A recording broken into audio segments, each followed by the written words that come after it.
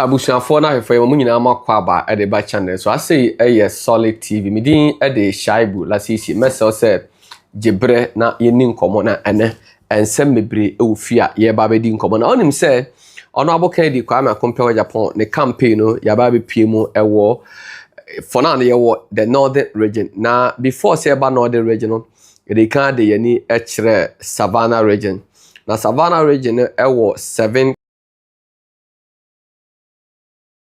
constituency in the savannah region ya candidate delegates in successful na your core savannah region delegates na sababo kan said this time they are going to vote for honorable Kennedy Kwame compare Japan yan said and the system ne a collapse power and yet see mu ekupie mu ewo the upper west region upper west no so no ewo about 11 constituency omunyina so ye na omunyina akanete akasa amoma join sasefra no so no omaso omo kan yase ene power kwama compare Jaba from the upper west region ana yekoye northeast region no so our 6 constituencies na no so ya yeni nyina so awie upper east ewo 15 constituencies but with the 15 constituencies no yeah 9 out of the 15 constituencies because that Boku zone that is the Kosak traditional council no Benduri Pusiga Zebira ene de kaka hono ade so asa constituency no enam mentemo ase kakra e wosoro ntino ama for now de ya hold it on ana yaba northern region no ewo 18 constituencies na 18 constituencies no ene yaye kanwa yaye mako 8 eno na anyi free jumadi na se na some of the constituencies are yaye ro ewo esoro ho no na me ba bodin e de a che message say afin wa join your life we say ya production and ye de free esrim e de ebro na nya no about honorable Kennedy Kwame the unity tour na ye was rohan and ye do nkomo na in the northern region na ye Mion constituency ye Saboba constituency ye Tatale constituency and ye Zabzugu constituency and nyame ncha de nso ye Pandai and ye Wallency ye Bimbila and ye Yendi nyame ya adoma ochena that Monday no ye be Gushegu ye Karaga na ye Nantom na ye Kumbugu na ye Savelugu na ye that is for Monday na ye Tamale North na kwakwe Sanalegu na say yeah the northern region 18 constituencies in Abanawe. But in the northern region, no, that's the 18 constituencies and MPP just 5 constituencies. Now dan kwaku fado Ghana Mampeni in 2020 no MI over 400,000 votes and with the constituency no or my 9 one NDC for chemu mienu or no my ono nya 9 and NDC for so nya 9. But with the Dr. Alhaji Mahmoud Bawumia make us say the more answering into and Oba northern region MPP just 5 constituencies and NDC the akanom and yebusa say sremni na okwa akwaje esemfo votes na ba na away and sremni no so a na okwa akwaje kramfo votes na ba na away na ene no measure da ene mo adi nkomo bebre and ene production be say me production because I'm transmitting live from a different studio enye solid studio that can studio na ewo Ghana na ntino and then ebia nema bi wo ho a onya na se de se bia open no tips ni bi the audio no na yakasa afa audio no share no so say abronye DC nso no akwa akugu Dr. Bawumia campaign no ewo Bono region hallelujah and Dr. Bawumia so enam turn on off wa beginner hafo campaign no ana odwana num say okọ turn on off wa ba fie na enkomo bebre revelation bebre aya basoro ya ba be hu a mepese me no obedi nkomo na ehu nipa a ewo say yeto abama no share no so say same hafo no de ya de ba akopɛ ana omuhia adwuma asem adwuma asem na edan me share da agem bre na ye di nkomo message say afin wa join your live for share link no never or comments about na meje bread ma kan kama ediamon and we say if you join or say Master Shaibu tell honorable Ken to allow the delegates to ask questions please and case you be question time there in the Kenyan we shall no said there no ye more than 4 constituencies because we had days na kana isha ana ye nyanko Ashanti region ye nko central region ye nko western region Yɛnkɔ the almighty Volta region, yɛnkɔ the almighty Greater Accra, yɛnkɔ Oti region. And to also you double up your steps, no. Yɛka sɛ yɛma delegate step busa question na ebia adagye boy. We seen a unity to a candidate no ana oba bɛka di wonim di oba obɛyɛ ade akyerɛ delegates no. But ade ba akɔ sɛ ɔte asɛ sɛ ɛnɛ honorable Kennedy Kwame Agyapong Japan and MPP internal contest no wa pagya ba na kwa kodu ba bia obia entimi enye bi ɛnɛ honorable Ken ɛyɛ MPP flag bearer campaign in 2028 no ɛbɛyɛ fo ɛde ama MP because campaign na honorable Ken yɛ a more or less a national campaign. Honorable Ken kyerɛ deɛ ɔde banche bɛyɛ, deɛ ɔde aburo bɛyɛ, deɛ ɔde ɛmo bɛyɛ. Na Honorable Ken do constituency or where the geographical area ɛdeɛ na obetimi this nneɛma ɛwɔ hɔ de ayɛ na waka ho asɛm ɛde akyerɛ. ɛna afei so Honorable Ken so kyerɛ how to create wealth for yourself. Ɛnyɛ obi a ɔba bɛma wɔ ahia but yɛbaayɛ no yɛba bɛhu nneɛma baako mmienu bi ɛwɔ soro ha mebese na yebedi hu nkomo na mama menua ma omo esremu amantifin edo enso atenema bi asese ye ntena ho emma sabi enipa bi perekwa interest omo ma emedadaye na omo metumfuto enwuani Ghana mampe na adan kwakufu ado no ebe Ghana mampe ni sabi wani esremufo abro wo ma esremufo key positions. The Northerners got key position under President Akufo-Addo era, and out of the key position they've made a lot of money from President Akufo-Addo government.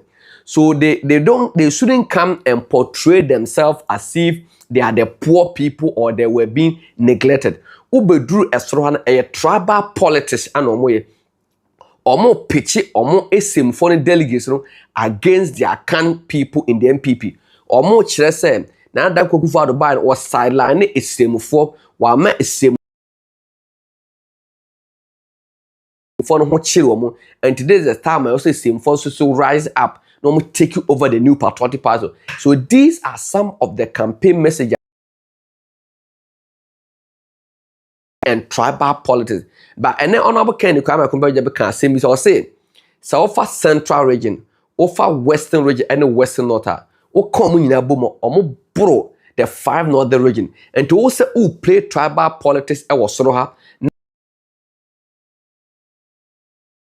why and obelusu. So these are a nearma I was a same for the tear say Dr. Baumian onye omo lifeline. Na memma ya dim komo ti mesel say share link no never on sabo like no like page no na di nkomo eche no share bula sisi waba live from the northern region. Na nkomo bebre ho me person me no di na wo ye semuni a wo te asese the northern politicians are not ready to help their own people. We've been to Bimbilla constituency.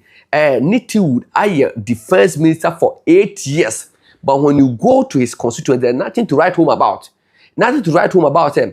The defense minister or the born the nuclear family, no, say all call even to the extent or call the standard family, anyone. Now all the boy constituency, no, one year sad no. Men can't just say a school be a siho, a be a swap power by bosso, and I say be a what donation be the school fees or I no. They are then a Nitwood, I yen extra ordinary, a bit marketing numa, a bit my boy. And now by same as so ambush there and so the Minister of Interior for more than 6-7 years. You must say ambush there is apart from say was some man for a diaco police, no, a dear de factory burn or the baby soroa one or ma a mabuna and ye juma de aye. Name was ambush there is a dear didn't wait him identify was raw, say or a northern politician or mutu kwa man or moko ton a sim for assassin, a dear ma. The outside was they should come home and develop here. Now, what the Northerners should understand, what my brother and sister from the North should understand, said, 1, our own people cannot help us. 2, our own people are not ready to help us. The Northern politicians are not ready to help the Northerners. They can't also help the Northerners. And let me give you this instance. Look, Kwame Nkrumah from the Western region had to come to the northern region, go to Bologatanga and build Bologatanga corn beef factory. At the end of the day, when it was being left under the care of we the Northerners, we end up collapsing the business. Here was Dr. Hilary Limam, or the late, no a Ghana man penny from the Upper West. Here was President John Dramani Mahama, and no Kunu Krumuswa. esukom edi manfo the late Aliu Mahama or vice president. There were Dr. Alhaji Manu or vice president. But Nana Addo Dankwa Akufo-Addo or Santini, one of the Tamale interchange at the buyer. So and a same phone or Munya Breve Kudusroa or Mojino or Munkwa Yedio. See a quack dia a yet a bigger picture at their blessing for no. And they come here and portray themselves that they are poor when they are not poor. And then a lot of evidence here. May Babeche Emma, the northern politicians should understand, say, the northern delegates should understand, say, our brothers cannot help us. So if you have a stranger, that's Honorable Ken Agyapong, who thinks about the northerners, we should vote for Honorable Ken. And let us be honest to ourselves. Say, the MPP in 2016, the Kayayo people has to do a silver collection and donate to the New Patriotic Party with an intent that when the party is able to capture power, the party will be able to stop them from coming to the staff to come and do the Kaye business. How are they going to stop them? By creating jobs opportunity for them in the 5 northern region. But what did we see? When the MPP won power, our own brother who is a nonna, Dr. Alhaji Mahmoud, what he only did, he said, he went to build a shelter. Come to the southern part of the country, come with your pan, go and sleep in the shelter, and wake up in the morning and go and carry the things. And this is not the way a person is same for. And then Kennedy Kwame Agyapong is saying when he becomes the president, he's going to stop the Kaye business by creating an employment for them up here. How is he going to create the employment up here? Honorable Ken is saying that we have an arable land, a vast land. We can clear hectares of land and start to plant either vegetables or anything. We can grow the maize, we can grow the millets for an export-based thing. Not just say we want to grow the millet and consume it and that is all. No, we want to do an exportation of the millet. We have to process them and export them. So this is Ken Agyapong message that will be able to take us from our current situation. Share over a same saying a same for politicians say be do ha. Omo claim say omo anya hwe. Nana Addo Dankwa Akufo-Addo amamu no ammo omo anya hwe. Na mpese ye hwe ade bi kakra bi ewo ade we so na yedi enkomo ewo ho.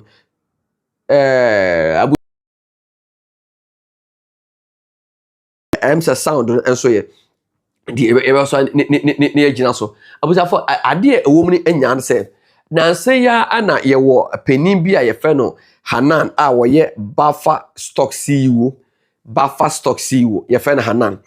Na ade o mu se Hanan eye siremuni na Hanan eye obi a menkan se wode ne dwa ato abisi Honorable Ken Agyapong se opese okoyi oye adwuma o Nana Dankwa Akufo-Addo amamu no ana Honorable Ken enso de obetima ye o fight man ana ene Hanan eba ba ye CEO edema Buffer Stock na Hanan be ye CEO edema Buffer Stock eno na ene aba beto dwa se ye say Hanan adisika wafa kwati kwa bi so adisika na hwe ye say Hanan, this is Hanan the Buffer Stock CEO the document hwe ye say Hanan was a 5-bedroom house at Chain Homes, a worth $1,652,000. $1.6 million. That's one property of Hanan. The second property, a 3-bedroom house at Cantonments, a worth $600,000. And a plot of land at Airport Development, a year $750,000, and 17-bedroom boutique hotel at Gumani in Tamale, $250,000, and 4-bedroom bungalow situated at Jowulu, Accra, a year $4,142,451 Ghana cedis. And a purchase of a 32 acre of government land, 0.32 acre of government land, a year 307,200 cedis. So these are Ajapadia, former Buffer Stock CEO. Yachine say when ya under President Akufo-Addo amamu. And you, these are the properties supposedly or allegedly acquired by Dr. Hanan or Mr. Hanan. So with the $1.6 million apartment at Chehum, do you know what $1.5 million, $1.6 million can do in this constituency? The number of jobs that the 1.5 million Ghana cedi can create. And when you put all these things together, when you sum them together, even if it is not equal to $3 million, it will be around or closer to $3 million. But Honorable Kennedy Kwame Agyapong took $3 million to create an employment for over 350 people. That I'm talking about the platinum. The factory now produce sacks, water bottles, now the other. Honorable Kennedy Kwame Agyapong. Our factory a produce that way. And men can't vena no, but bottle no. What's a factory no? What the $3 million and the produce here.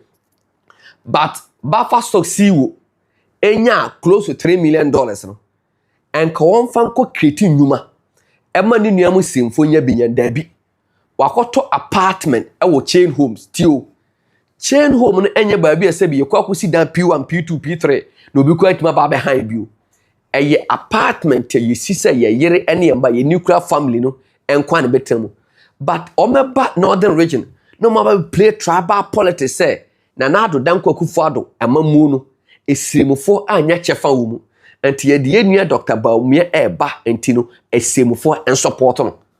But me one abusafo mu menye calculation you. Let us do the calculation well. My brothers from the north here, $1.6 million, okay, plus another $600 million, making $2.2 million, plus another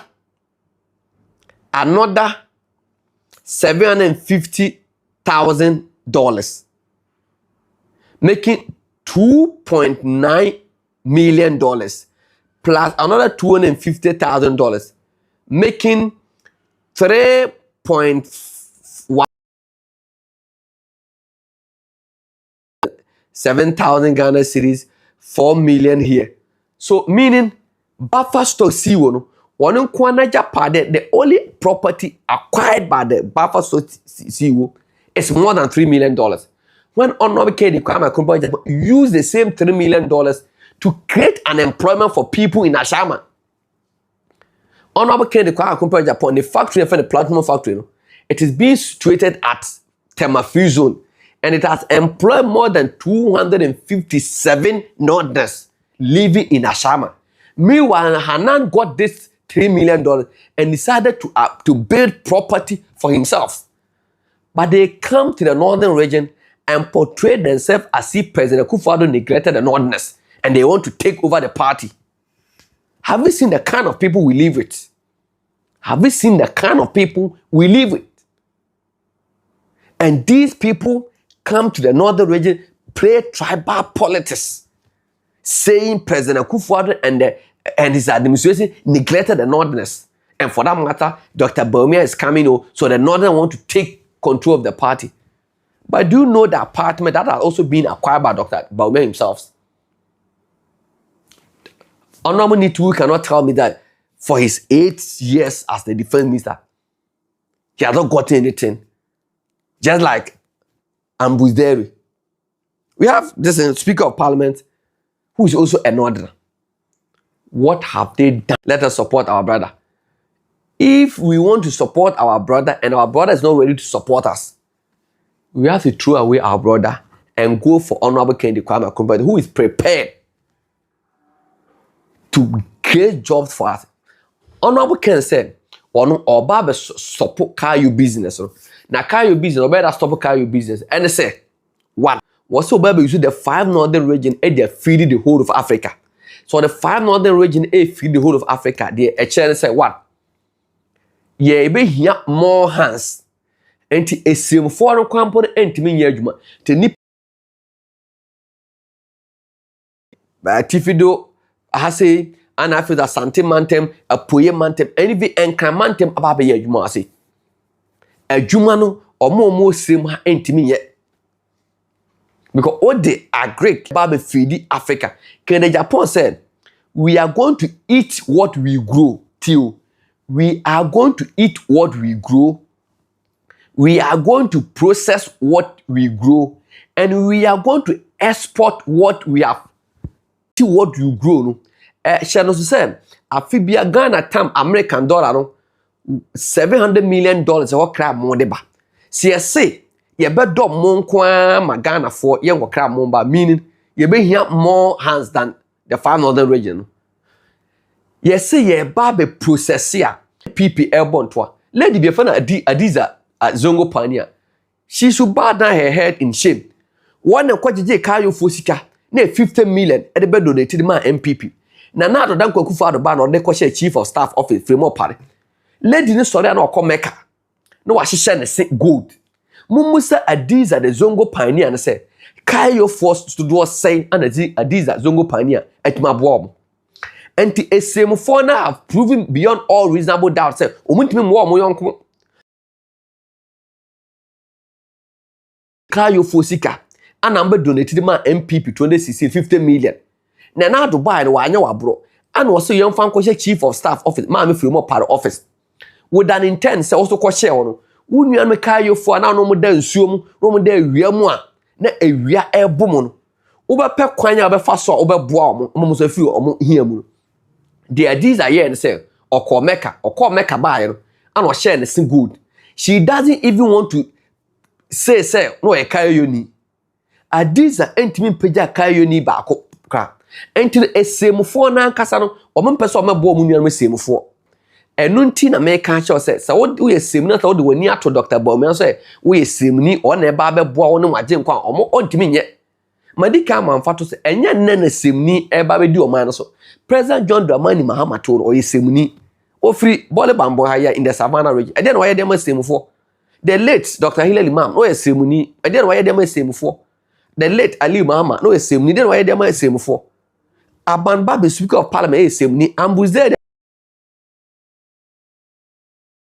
na so manya nyame ato mo nsa from muntaka so asem mu nyina mo esemfo ento obi obeka che say esemni bi ni agenkwa a oba be je esemfo oboa esemfo no brebrom kodu nkranpe na mo yiro fi o machi o mu kromfo no kwa ebo mo nchen ya na mo pam wo mo o friend so poso behu ba bi o tia o se da bi meni fie matukwan ma yesi o mo toto afie na adan e wo chain homes o mo toto afie na adan e wo cantonment o ba Kumasi Paraku estate top hill top mo ana esemfo na ba toto apartment o mo te e ka esemfo politicians na o mo ba sema o mo ba be play tribal politics ana ye nua semni ye musa Dr. Laji Mahmoud Bawumia say yes na o mo the fire service school ba mion ase o ma so edikosi yes ukrum ento o yes adena already no o ye nkiche mese monko Dr. Laji Mahmoud Bawumia ne constituency na mo hwe say apart from wale ene na alegu no ehemfa biem ana obetima ka o ha de coin ha say hwe mon shade this is Dr. Laji Mahmoud Bawumia home constituency mon shade just hwe ade mon shade mon she Dr. Bawumia constituency from Bunkrugu to Chiripone mon she Dr. Bawumia constituency no the home region se mo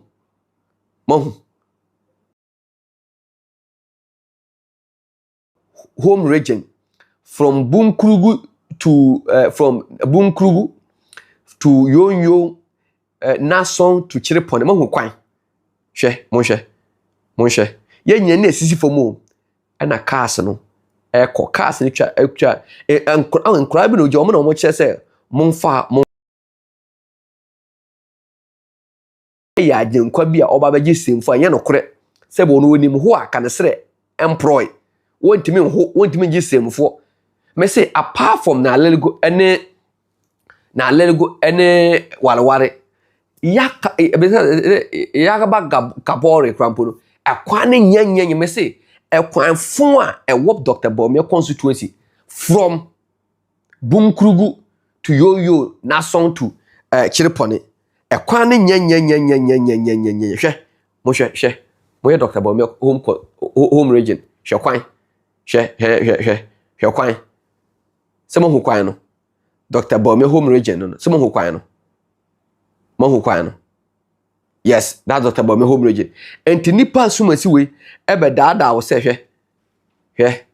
Se mo ho ye na esisi no. This is a kwanya e wo Dr. Bome home region. A kwanya e wo Dr. Bome home region. Na oba be da so me no metimi ede asi me ye Ghana yie e de ama wo oboa. Me ye Ghana yie de ama oboa. Na muntie, me se muntie.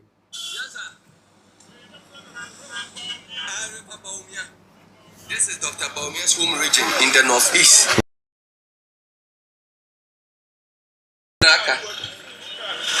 Dr. Alhaji Mahmoud Baumia home region in the security for Kano. This is another car. Our brother, look at their route. We are voting for our brother, look at their route. This is Dr. Alhaji Mahmoud Baumia, the home region. I had on 200%. Emma Dr. Baumia, one vote to Crampono. You see a man and co baby. We are in northeast. I am watching upon it. This is the Omanpenika. So Abushafo, that is Dr. Alhaji Mahmoud Baumia, the home region.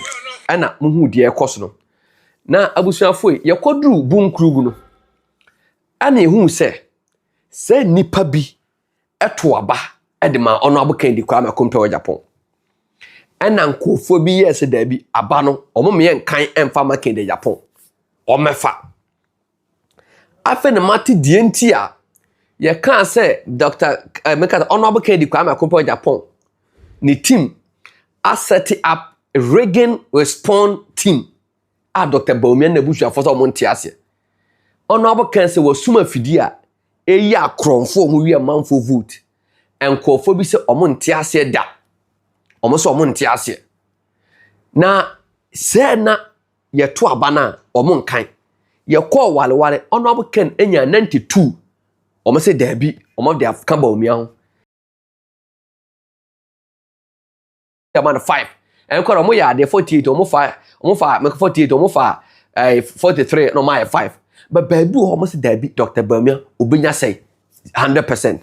Now, honorable Kendi Kwame Agyapong and Nenso aye in agrantive no say adena air course wo MPP mu no aye dangerous or say party penny for election committee penny for and making sure say e bin si biem si e beto aba na JFK eto na beat wo omusika die basa JFK na bi na da me say yoko e beto nsan fra JFK no about ebra no ye wayi siwo omoso one na badi akire pious enam hazide omo jisika so omo kodua omo koye afu ana osoma pious omo disika no omo kotwa ajato afurum allegedly JFK MPP General Secretary wone pious na ono no ekasama Brian na so da ototo abo park no so omuso ozo no moye waye obi na chiri ba de no moye no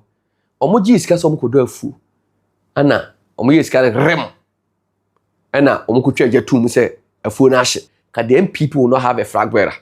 No, we will not. Enya me say the Hague cry nke de be call the Hague na kodi asem no ho because ye ntena se ya to aba Kendi Agyapong enya vote yes ye ma on 0 na ade na omoye no omunim de free sro bank ma hye dade eche se o 6 constituencies still Dr. Baume home region just 6 constituencies wo say o mo obi 0 na honorable Ken na you more than 15 constituencies in the central region ye kasi yourself for votes na na ma 0 a enka wo no where will be your stand ahemfa na ka befa but Kendi Agyapong say there be MPP internal corner da be na be yes say obi votes yen kan na we have say MP before na ya na ekoye say let my vote count kese oto ba akokra ye ma vote ye de yen kan ma na operation let my vote count say ND for this year na ba MPP internal corner say ya to ma Kendi Agyapong ye men kan dia na we ahemfa na yeko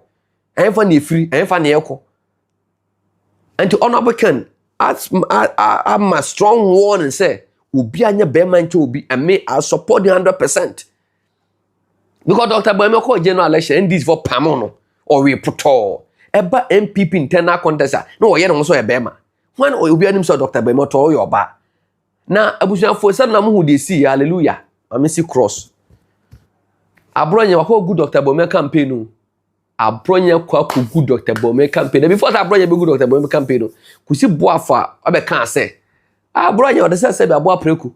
Abo preku de wine washe atade fita ekwo we na de abo preku di n'echida.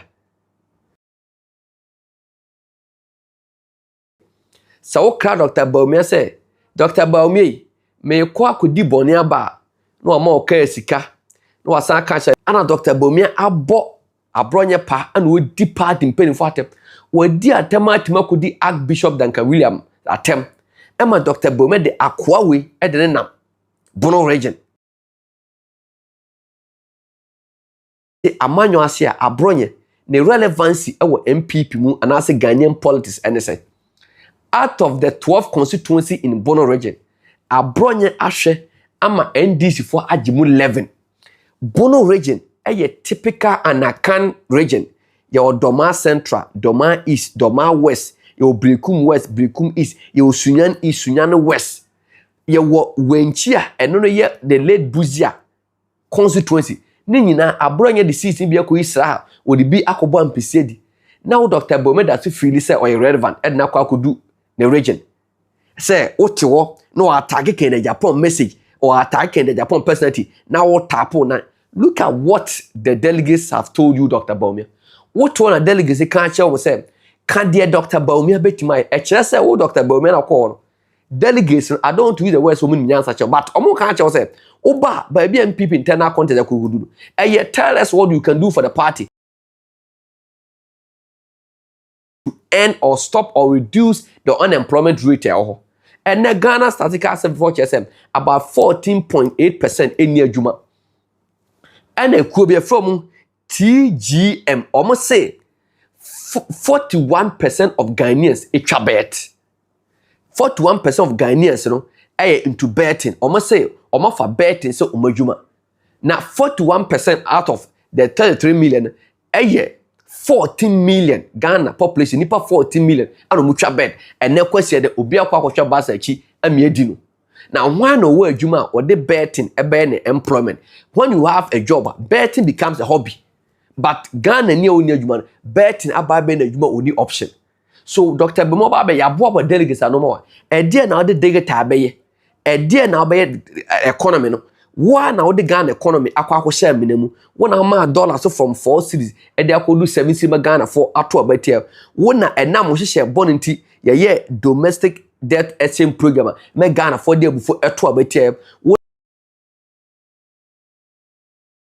ato abetia party so Dr. Baumia having met the party people you have to kneel down beg them say your action no we action the MPP akọ position so me Dr. Baumia masesa enti weni na mbabe enam so woni message na ne message eye empty nti ana akwakobo abro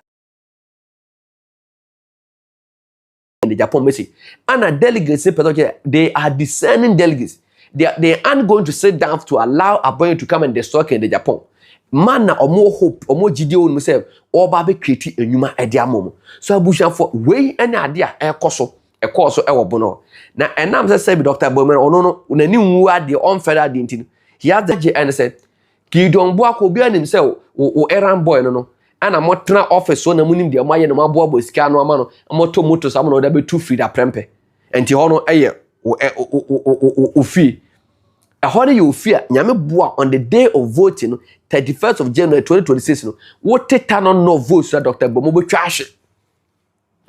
twa because Dr. Baumia message aye empty what hear Dr. Baumia nipa wo say tio Dr. Baumia say me yanhwe na chidifo ho ne emfa ho asotwe ema Dr. Baumia na ono Dr. Baumia ono na ne ti be appear on the ballot paper no so but Dr. Baumia so ntia say chance no enho akono ne me yehwe edidi aduane ewo mu say be ko fa kuraba edi besiwo na say wo noa emo ediguma obi na obedi to Dr. Baumia wachidifo no ɛho nti na manfo bɛhwɛ abade ato aba mo obetumi ka do me ma yesa me nto aba kan Agyapong bia hyai bo nti ebia hagya kan nti ebia menua ba glasses nti ebia papa ya ho nti anase ebia misadwuma mu nti na omo di wachi no omo ho ahia delegates bi kwa agina so to aba tia na se woyɛ leader na se wonye simpapeni Dr. Bawumia oye simpapeni oye peni na osiro chi nanka ne nso wonne konyurom ekɔkye nanka ne ba na ede na ne kwansen eno nanka ne wia na wa chairman kra no se me nanka na se peni na obetena fie me nkra we nanka ne ye bu nanka for oye grade 1 wo se wo de ye hwe ochidifo but ochidifo na abronya mu a omu kodi bone kra ma omu ka sika kɔba buso so matima di bone ne yie and abusuafo saa de we ya ekoso MP mu because what kyerɛ wo sɛ onye leader is obi a oye firm oye bold obetima rebiku ni subordinate say sibian I will come why west and why east yes say ya chi fulani ni say red handed say why bone no na Samira Bawumia fa phone afre police commander threaten say wanja na de besi anya yes omakwa akoye campaign a convince Ghana for meto aba on the 7th of December no na ebeka 1 week na articulate aba be suwo offload niema de ama fulani no say sa anya ye beto aba de ama unua ba na me ahwe a police for mo zongo police station kuma mun ka no kure say na mun ko guide was Samira Bawumia busa fie ho every weekend there's a wedding was a police for a call will come for Samira Bawumia instructed them to go for guide and sa niema we na maame no ene ne kunu aya Ghana for energy dio enti apart from the ne kunu one boku issues na omache na ewura mu na yere so nkwa so problem so aye bebre enti wo nipa baako wa de ebo chi kakraka de wo yere so bo na chi kakraka abusuafo wo hwe honorable Kennedy Kwame Agyapong campaign a practical campaign oba wo kire wo say man baba mesi carrot na nya tama carrot drink ya de ba mesi pineapple na nya tama pineapple drink ya de ba mesi orange and ye cut ye yes hard way for exportation na ye best exporter where the number of jobs a big create this is a practical campaign what's it fugu we are fugu tete no ho bia fugu the way they fugu and Agyapong I redesign fugu in a different style ye betimi akwa bruchi akoton winter season aton $300 $400 a lot of money wo kire wo say de wo to na wo ye na emos kan ye betimi aye ne say benya sika bebre and this is a business minded person no obi ba kan say me ye ba ha ye nim system no ye be create ye be ma government appointees 10 and nipa constituency o me 17 executives o kwa akoma 10 hefo na akoyi o mo 10 no na delegate benya bi na leto yero coordinator benya bi so munya bi for these are the reason I ma Dr. Bawumia onye credible and we tie Dr. Bawumia campaign ay empty me say it has nothing it doesn't hold water because we tie ne sama kana na some period so Dr. Bawumia na sama kana die ntie ni ko mo Dr. Bawumia di delegates ne say sa position na wo kana na Danko Akufo-Addo am an opportunity to be the vice president for 8 years na mum say e no the bar on board especially ACM for Monchem said, did you feel said the past 8 years you had a vice president there? Who feel same? Dr. Bawumia Japadi onya do the corner of East and of East you do what a wale ne na lego but e do about also there who say mu nyina mu yesim for mu boom but the bad development there either wale or na lego and or the development there. So Dr. Bawumia you can't say he's your brother because when it comes to electing a frabera Dr. Bawumia see you as his sisters or his brothers. But when it comes to bringing development to the 5 northern region, he will bypass the northern region, he will bypass Upper East, Upper West, Savannah, and take it to the northeast. Even with the northeast, it is either Walwale or Nalelego. And you want to still see Dr. Bawumia as one of your own. Or you're very divisive. Wachiche abusuante wototo or the menka or person or tete abusuante mu or person or a ba or non kwan ho a na ye and such a leader as a Ghana for not MP for your mistake ni say obi a wontimi ntia ba de oye hwe ha de yemfa ne enye pani ewo se be thief abusua mu yemfa abusua pani oye hwe ha man medi abusua nim because oye abusua pani wontimi fa onansi form oba ya de going to run the new patriotic party mama mfa so ba santimante ma chama wontimi fa party ni shele botom ama Dr. Boma hwe ma chama wontimi ebo MPP na Shantareye wontimi ntia ba and these are the same people na omonama omo support Dr. Boma and there's nothing actually Dr. Boma asesa and Dr. Bomia and then running mate asan de akwa promise chairman sabunsu or the chief of staff and they promise Abronye and such a character also chief of staff. How come Abronye become a chief of staff under Dr. Bomia era? And Dr. Bomia promise Abronye said obey president or man chief of staff. Dr. Bomia Abronye as Ghana's chief of staff. Do you want to collapse the country? Do you want to collapse the country? Abronye being a chief of staff. You bet that's Dr. Bomia president. Abronye chief of staff. Now the chief of staff I promise Abronye ma odin se munu e Ghana say. Na enne running mate baako wo de ma napo, wo de ma chairman sabosu, wo de ma Jowad, wo de ma Natoshi, wo de ma Fremo Pare, wo de ma Jonkuma. E ma running mate nti kwampo no wuntumi present o hene ba say e running mate ne kum Jonkuma. And now what start Edo running mate say apart from Napo mo say na Napo na kasa nye Samira ba so pen Napo ntino chairman sabosu wo anede running mate be ma say as running mate and the chairman sabosu and nam say dey running mate about okwesa bogus report e dey by say Kende Japan numa semte me lucie without them full any factor without the boku issues Dr. Bomia the suspect say no ebon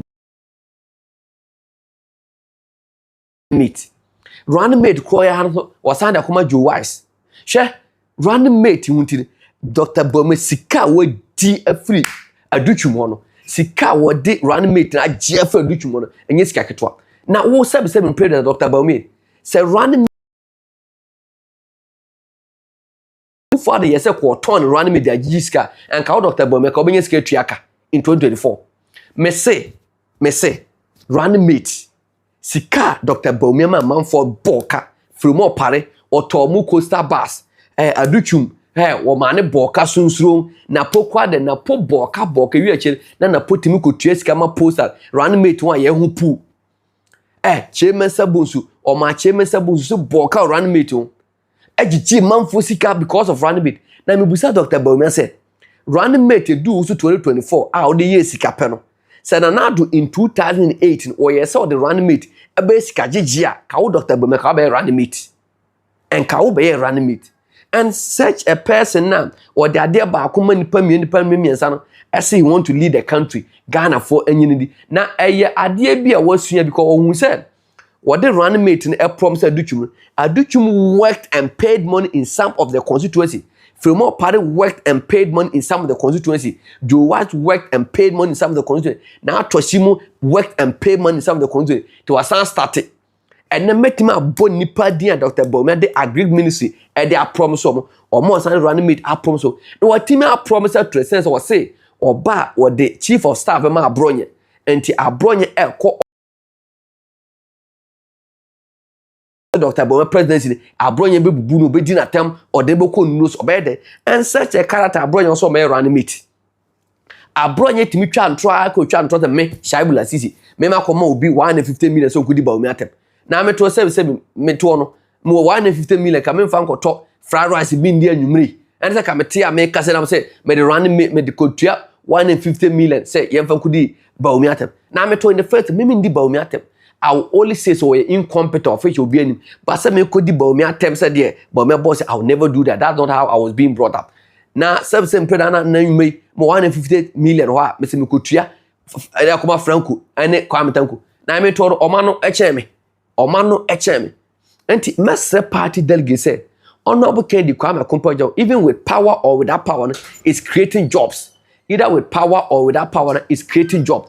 And then your core position no what is that Dr. Bomia at the aso abofom said wo kwa kwaye project bi el baby but even in opposition Kende Japan at the aso abofom said you see the largest pharmaceutical company ewo Ochereko eba be employ Ghanaian youth even and now your co opposition no a February Kende Japan ekoto factory for the platinum I employ at Ghana for any India for over 357 people.